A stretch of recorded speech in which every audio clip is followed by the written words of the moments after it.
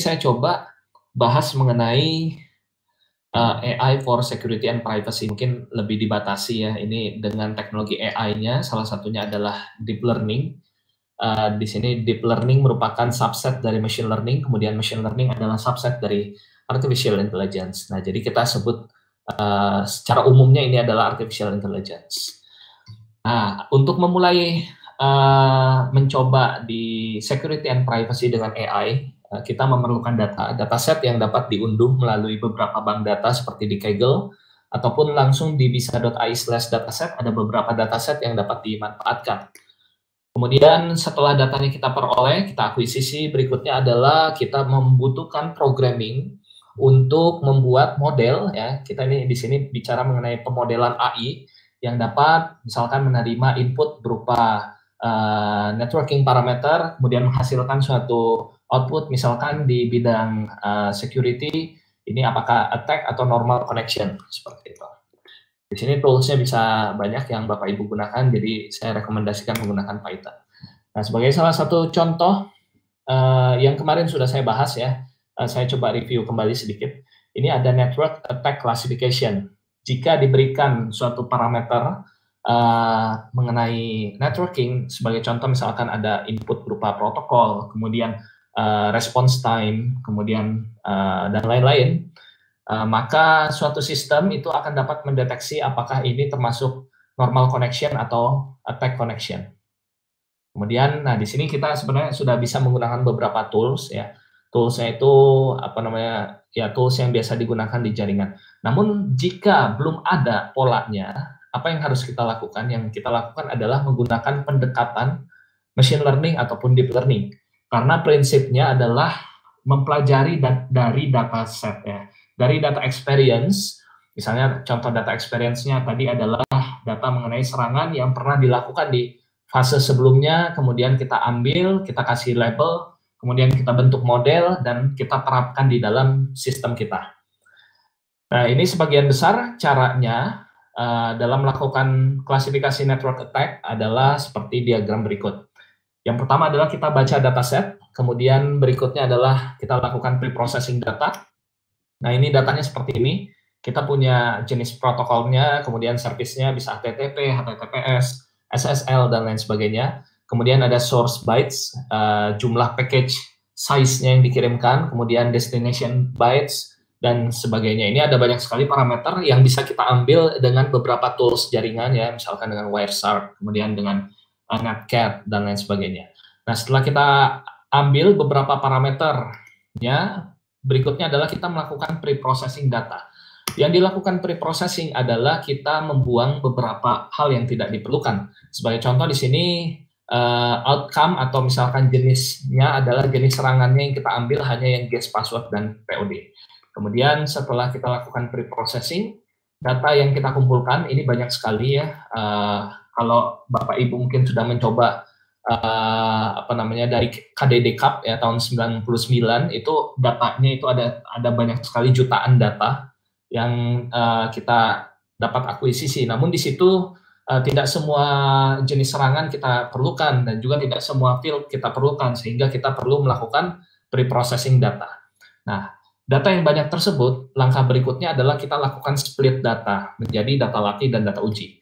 Data latih akan kita manfaatkan untuk membentuk model yang tadi dapat menerima parameter-parameter jaringan dan kemudian menghasilkan hasilnya, yaitu berupa prediksi apakah ini attack atau normal. Attack-nya pun ada banyak klasifikasinya, ya. Nanti kita coba lihat, misalkan ada spoofing dan lain sebagainya.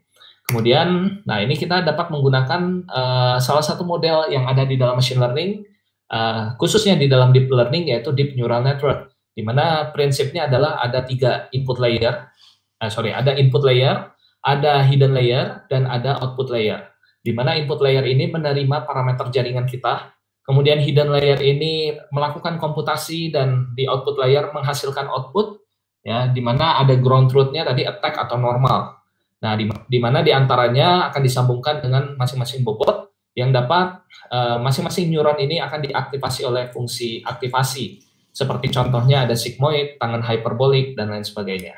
Nah, kemudian ini akan masuk ya, contohnya adalah duration, source bytes, kemudian destination host error rate, dan lain sebagainya. Ini ada, kalau dari KDD-CAP, sekitar 150 parameter yang kita ambil, nanti akan masuk ke dalam neural network dan akan menghasilkan hasil klasifikasinya apakah ini normal connection ataupun ini attack, seperti itu. Ini mungkin saya skip, Bapak Ibu mungkin yang belum pernah belajar neural network bisa dilihat di YouTube-nya Bisa AI, sudah banyak sekali tutorial mengenai neural network, dan ada beberapa tutorial mengenai information security, bisa kembali melihat terlebih dahulu di youtube.com/bisaai. Nah, kemudian mungkin kita bisa menerapkan fungsi optimasi ya. Di sini fungsi optimasinya ada banyak ya, mempercepat konvergen dari network kita. Nah, kemudian setelah itu kita lakukan evaluasi. Misalkan setelah kita melatih model, kita uji dengan data testing kita, didapatkan hasil misalkan akurasinya adalah 90% untuk class attack. Yang berarti jika dari 100 data yang kita kategorikan sebagai class attack dan sudah tahu labelnya, sebanyak 90 data berhasil diprediksi ini adalah class attack. Sebanyak 10 data salah prediksi, seperti itu. Kemudian misalkan kita dapat akurasi 80% untuk kelas normal. Dari 100 data, ya misalkan 80 berhasil kita prediksi ini adalah normal. Dan sebanyak 20 salah prediksi ke kelas attack. Yaitu kita dapat menilai dengan teknik confusion matrix. Ya. Ini sudah pernah dibahas di youtube.com/bisaai. Kemudian, kita akan coba real case-nya ya. Ini codingnya dengan Python. Case-nya adalah kita ingin membuat suatu sistem deteksi network intrusion menggunakan deep neural network. Nah, jadi sekilas mengenai network intrusion detection system itu adalah suatu teknik untuk mendeteksi adanya breach di organisasi atau di dalam sistem kita. Nah, ini sebenarnya sudah banyak tools-nya, tools jaringan yang dapat kita manfaatkan. Namun di sini kalau kita menggunakan pendekatan artificial intelligence, artinya kita membaca dari suatu pola, di mana tidak ada standar khusus, di mana kita menciptakan pola tersebut. Nah, inilah yang kita lakukan, ini contohnya dengan dataset yang saya peroleh dari KDD-CAP tahun 99. Walaupun sudah lama, tapi ini masih menjadi benchmark untuk research di security ya, security AI. Kemudian di sini network intrusion detection system juga dapat memonitoring network traffic yang masuk ke dalam ataupun keluar dari jaringan kita. Nah, ini datanya kita acquire, kemudian kita kasih labeling oleh expert. Di dalam hal ini adalah expertnya yaitu network administrator. Nanti akan menentukan, oh ini koneksi normal, ACK-nya sekian, SYNC-nya sekian, ini normal. Kemudian misalkan, oh ini ada dicurigai, misalkan time login-nya itu berapa kali, kemudian oh ini kita kategorikan sebagai anomali. Kemudian misalkan ada lagi password try-nya berapa, oh ini kita kategorikan sebagai brute force. Nah, seperti itu. Nah, setelah kita dapatkan, kemudian kita data yang kita peroleh dari misalnya server kita, itu kita kasih label, kemudian kita latih dengan model machine learning ataupun deep learning. Nah, namun tidak semua organisasi mungkin punya network administrator yang satu persatu memberikan label ya, sehingga kita perlu benchmarking dataset. Nah, di sini ada salah satu dataset yang populer ya, namanya KDD-CAP tahun 99 data.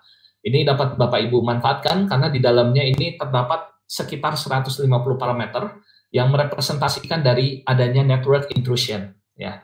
Jadi di sini dataset ini berisi mengenai ada class attack ya, attack-nya ada variasinya, ada banyak ya. Seingat saya ini ada lebih dari 10 variasi attack dan ada normal case ya. Normalnya ini adalah koneksi normal, tidak ada serangan seperti itu.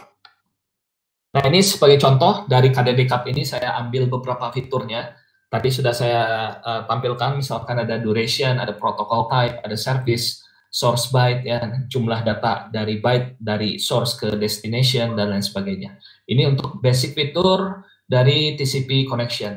Kemudian ada juga yang mengenai domain knowledge-nya. Di sini ada login-nya jika ada flag-nya ya. Jika 1 ini berhasil login, 0 gagal.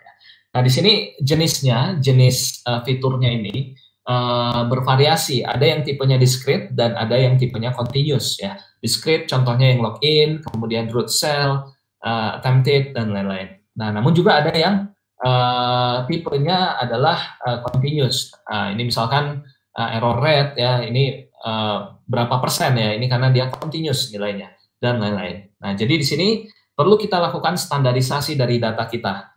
Kemudian, oke, mungkin sedikit saya demokan ya kodenya. Salah ini. Suara saya jelas ya di sini ya. Oke, baik. Ini sebagai contoh ya, apa namanya, dengan KDD ya, KDD dataset ya, kita koneksikan. Langkah pertamanya adalah datanya kita simpan ke dalam Google Drive, KDD-nya. Kemudian kita ekstrak ya di sini dengan perintah Linux seperti ini.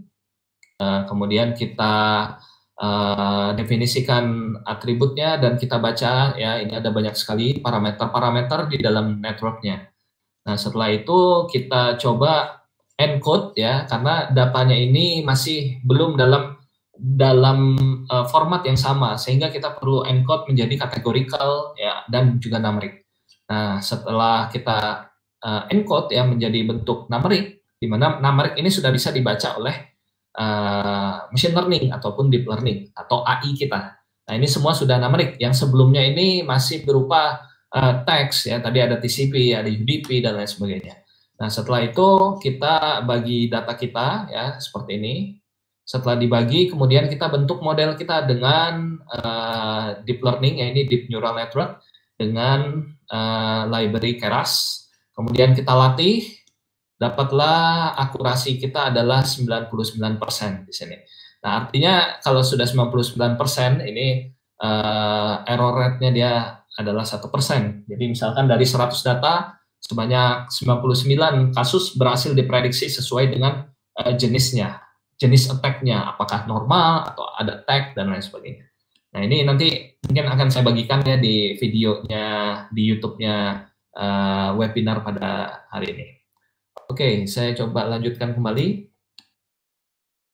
Nah, kemudian setelah kita dapatkan hasilnya, langkah berikutnya adalah kita lakukan deployment. Ya. Deployment-nya itu bisa di dalam server kita ya dengan teknik inference. Teknik inference-nya ini bisa kita ubah lagi ya bentuknya. Misalkan kalau dirasa berat dengan format Python, misalkan kalau dengan Keras itu dengan ekstensi .h5, kemudian kita misalkan dengan format lain ya, misalkan dengan NumPy juga bisa ya, atau kita persempit lagi misalkan dengan format yang lebih dapat dibaca dengan mesin ya, seperti itu bisa. Nanti di akhir akan saya jelaskan cara terapkan model AI-nya. Oke, berikutnya adalah, nah ini ada kasus lainnya yaitu API attacks identification using deep neural network. Kalau tadi kita sudah bahas mengenai network intrusion, sekarang adalah API. Nah, kenapa API? Karena sekarang ini banyak aplikasi yang berbasis API ya. Ada yang berbasis maksudnya mobile apps ya, misalkan seperti iOS ataupun Android. Itu biasanya datanya itu disimpan di dalam suatu server. Dan untuk menuju ke server itu kita memerlukan API. Kita perlu web service di sana. Nah, biasanya web service ini kita securekan dengan beberapa teknik ya, seperti contohnya dengan teknik yang paling sederhana adalah JWT ya, JSON WebKit Token. Kemudian kita juga bisa meningkatkan performanya dengan teknik OAuth ya, OAuth 2 biasanya sekarang, di mana OAuth 2 ini juga bisa kita upcome lagi menjadi SSO, single sign on, di mana SSO biasanya tersusun atas OAuth 2, LDAP, dan juga teknik security lainnya. Nah, ini bisa seperti itu. Nah, kalau misalkan kita ingin menambahkan security-nya ya, kita bisa misalkan mengidentifikasi apakah adanya API attack ya dari API yang sudah kita bangun. Itu bisa dengan menggunakan model pemodelan dari artificial intelligence dengan deep neural network. Nah, ini sedikit ada contoh seperti ini ya. Saya punya URL server dan endpoint-nya. Misalkan apa gitu. URL server dan endpoint-nya di mana ini dipakai oleh mobile apps kita ataupun web kita ataupun desktop apps kita ya. Misalkan Android dan juga iOS-nya akan kirimkan endpoint-nya ke sini semuanya. Nah, di mana ini akan terjadi concurrent biasanya. Nah, concurrent ini juga apa namanya, kita akan mengirimkan beberapa payload di sini, payload datanya ya. Kemudian metodenya biasanya ada 4, ada post, ada get, ada delete, dan ada put. Nah, yang kita kirim ke sini ini bisa terjadinya beberapa serangan.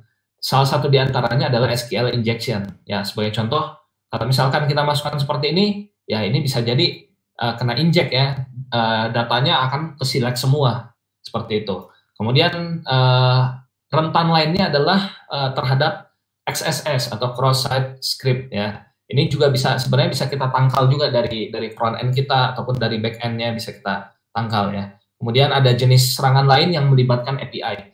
Nah, jenis serangan ini kita sebenarnya bisa deteksi dengan model artificial intelligence, khususnya dengan deep neural network.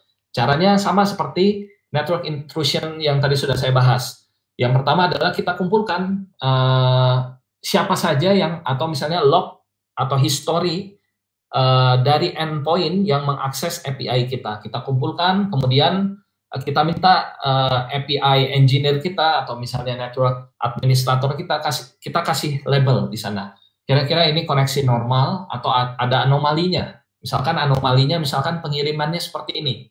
Nah, ini anomali ya. Karena ini bisa jadi ini adalah SQL injection. Nah, kemudian kita kasih label, oh ini adalah anomali. Kita kasih label 1. Kemudian yang John Doe ini kita kasih label 0 karena ini tidak ada indikasi anomali dan seterusnya. Nah, kemudian kita latih dengan model deep neural network. Nah, hasilnya kita terapkan ya sebelum masuk ke dalam database. Jadi misalkan dari sini ketika seseorang mengakses API kita, ini akan diteruskan ke mesin AI dulu, di mana dia akan melakukan sorting, ya, dia akan melakukan filtering. Oh, ini dicurigai adanya anomali, maka yang kita lakukan adalah kita misalnya tolak koneksinya seperti itu. Nah, ini bisa seperti ini ya modelnya.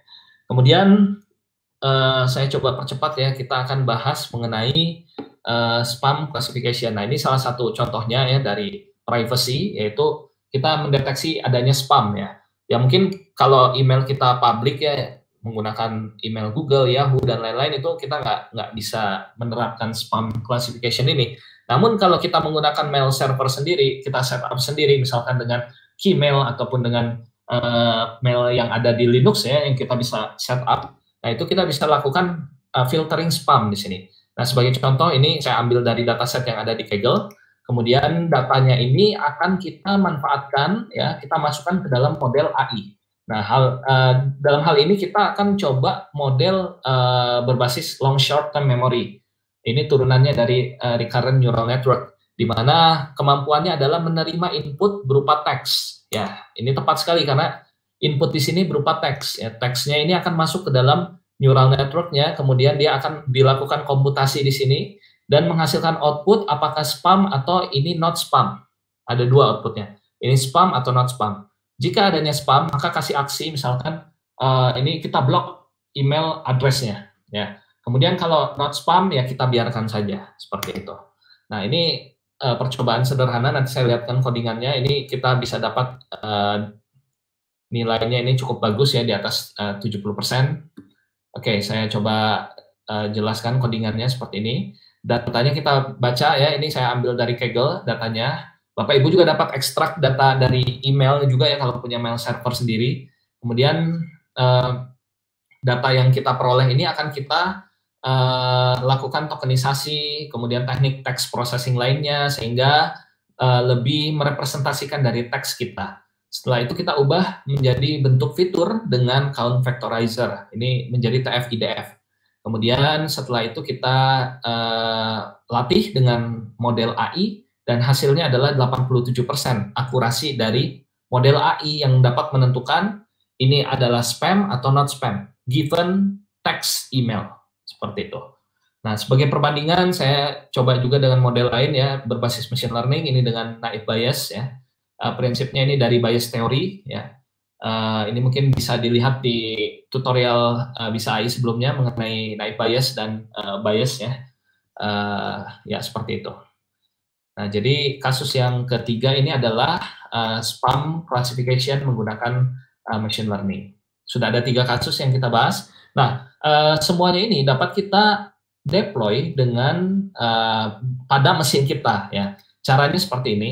Ya, ini secara sederhananya. Machine learning model kita ini akan kita sisipkan. Kalau kasusnya API classification, maka kita pasang pada misalnya kalau kita menggunakan Python ya, web server kita, apa namanya, programming untuk API kita menggunakan Python, running di atas Apache, itu maka kita perlu WSGI di dalamnya, Web Service Gateway Interface, agar Python kita bisa running di dalam Apache. Nah, di mana Python-nya ini kita menggunakan framework Flash. Jadi sebelum mesin tersebut apa namanya menuju ke database, sebelum datanya menuju ke database, maka akan dicegah terlebih dahulu oleh mesin AI kita yang sudah kita deploy di dalam Flash kita, Flash Python ya. Nah, kemudian setelah dinyatakan oh ini bebas dari apa namanya attack misalkan, nah maka ini akan diteruskan ke dalam database seperti itu. Nah, cara deploy-nya gimana? Paling sederhana adalah kita langsung menggunakan model dari AI kita dengan ekstensi .h5. Itu langsung bisa jalan ya kasusnya seperti itu. Oke, mungkin itu saja yang bisa saya sampaikan. Mohon maaf jika ada kekurangan. Terima kasih atas perhatian. Saya kembalikan lagi kepada moderator.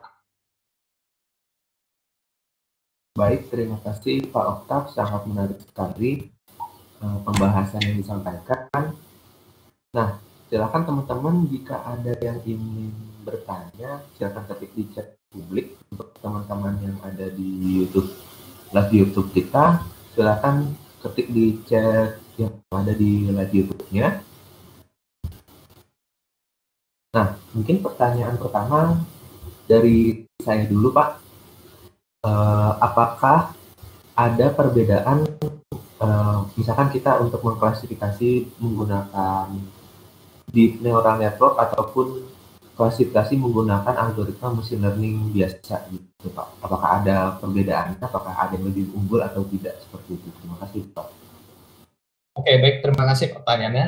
Jadi sebenarnya tadi hanya contoh saja kita menggunakan deep neural network. Ya, yang penting seperti ini. Kita kenali jenis data kita. Kalau data network kita tadi contohnya dari attack ya, networking status, itu datanya dapat kita kategorikan sebagai tabular data. Nah, karena datanya tabular, maka hal yang paling mudah adalah kita masukkan ke dalam deep neural network. Tapi beda halnya kalau datanya berupa gambar. Karena kan gambar itu bisa kita apa namanya contohnya atau misalkan contoh lain ada gambar yang ingin mendeteksi ini adanya gambar yang inappropriate atau tidak. Nah, maka kita agak sulit kalau kita menggunakan deep neural network. Walaupun sebenarnya bisa dengan deep neural network. Nah, tapi lebih baik kita menggunakan arsitektur yang khusus dapat menerima input berupa gambar. Contohnya adalah convolutional neural network. Nah, kemudian kalau misalkan kita menggunakan sambil menjawab Mas Rusnandi ya, ini yang selain DNN ya. Kemudian kita juga kalau misalkan masih menggunakan machine learning biasa, nggak jadi masalah sebenarnya. Nah, yang kita lakukan adalah kita mengubah gambar kita itu menjadi bentuk fitur yang dapat merepresentasikan dari domain yang kita coba teliti. Misalkan tadi inputnya berupa gambar, kemudian gambarnya kita ubah menjadi bentuk fiturnya misalkan fitur gambar itu ada banyak, misalkan dengan image histogram, atau misalkan dengan age orientation, atau misalnya dengan vegetation index, atau fitur lainnya misalkan dengan serve, dengan sieve, itu banyak sekali fiturnya.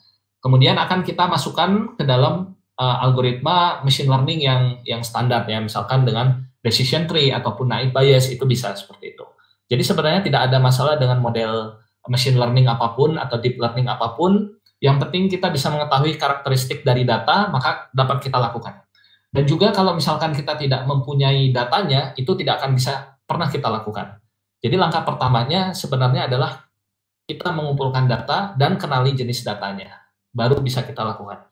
Kasusnya sebenarnya bisa dimanapun, bisa di computer networking, ya, kemudian bisa di domain lain, itu bisa semua. Yang penting kita mempunyai data, itu saja kuncinya. Terima kasih, Mas. Baik, Pak. Terima kasih atas jawabannya. Mungkin itu juga menjawab dari pertanyaannya Rusnandi Fikri. Selanjutnya ada satu penanya lagi, Pak. Monteiro namanya. Apa ada aturan baku untuk menentukan jumlah hidden layer? Nah, ini menarik Pak, silakan Pak menjelaskan. Oke, baik. Untuk menentukan hidden layer itu ada teman saya yang sedang studi juga bagaimana cara menentukan hidden layer yang terbaik ya. Berapa jumlah neuron di dalam yang terbaik. Nah, ini kalau akan